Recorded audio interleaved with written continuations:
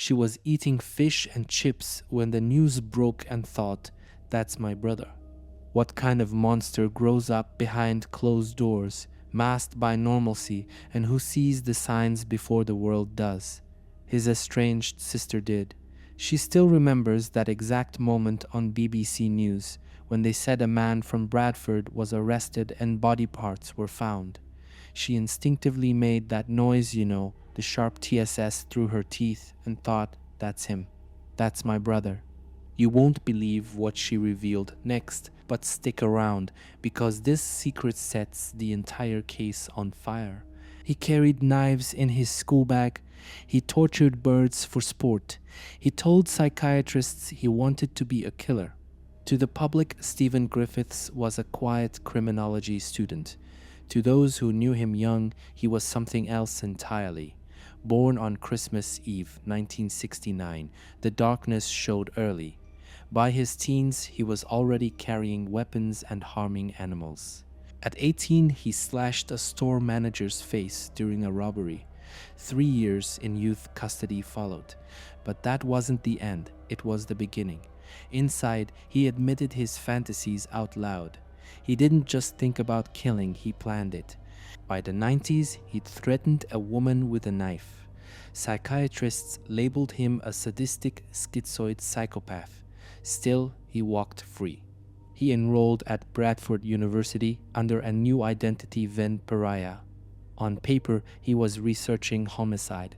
In reality, he was studying how to get away with it.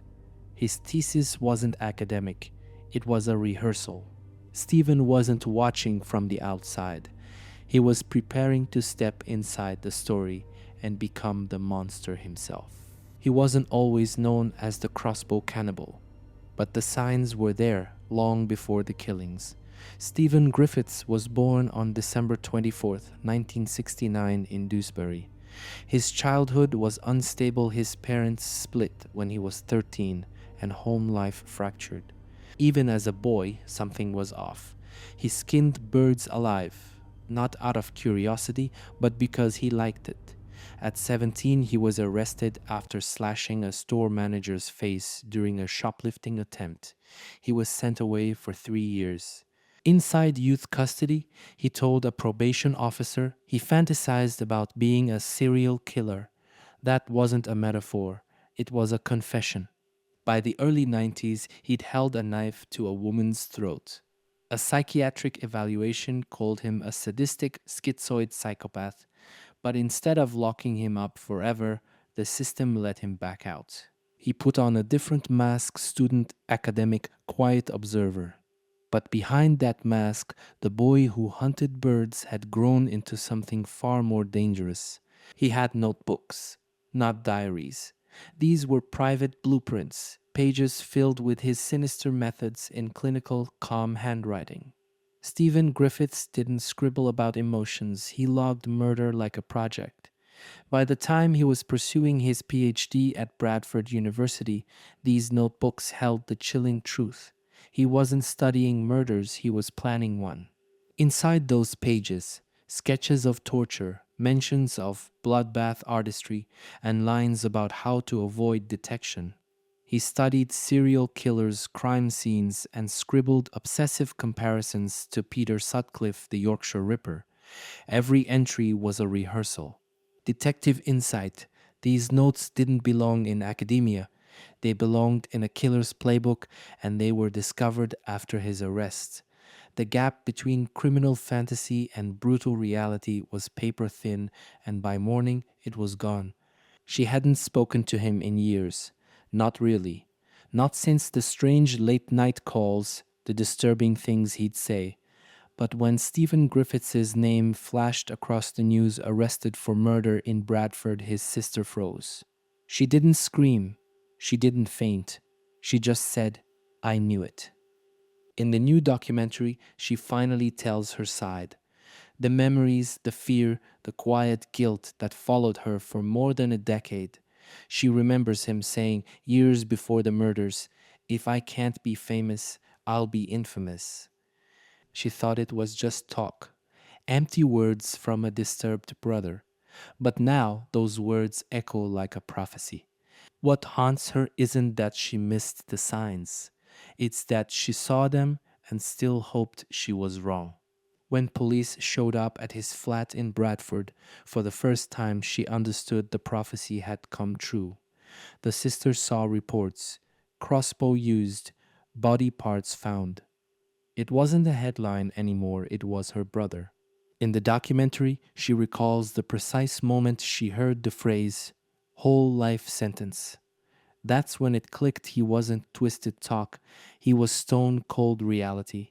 She says she felt a surge of dread, a sick certainty. It had to be him. She'd heard about the CCTV footage, a man firing a crossbow at a woman inside his own home. It was barbaric, it was real, and it was him. She didn't want to admit it, but with every tortured detail, the flat, the evidence, the weapon, her fear became proof. The game had ended, and now she was living with the aftermath. She had seen the flickers of darkness, but she still didn't know the full extent of the nightmare. In the documentary, she hesitates when asked, was it only 3 victims? Her answer is chilling in its silence, not because she believes he killed more, but because she cannot be sure he didn't. Her brother had told her once years ago, if I can't be famous, I'll be infamous.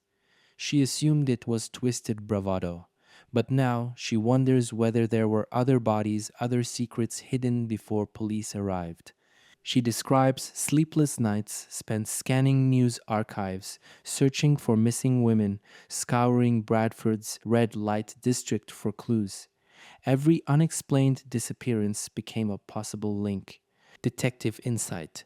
Her doubts are more than guilt, they're a call to look deeper. Because if the sister of the Crossbow Cannibal suspects more, we have to ask, who else was his victim?